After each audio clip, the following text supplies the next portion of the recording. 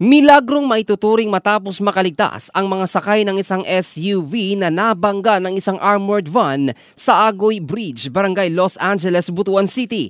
Makikita sa video na kuha ng dashcam ang armored vehicle na nag-overtake sa ibang mga sasakyan at aksidenteng lumihis sa lane na nagresulta sa pagkabangga sa SUV na minamaneho ni Engineer Putolin. Sakay ang 3 batang atleta mula sa Surigao City Pilot School. Dahil dito, bumalik ang SUV at swerteng walang malubhang nasugatan sa mga sakay.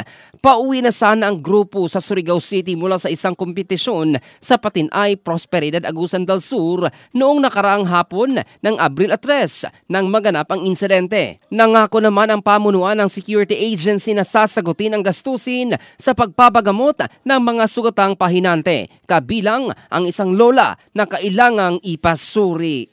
In the heart of changing lives, ito si Jofel Candado ng Brigada News Philippines, the Music and News Authority.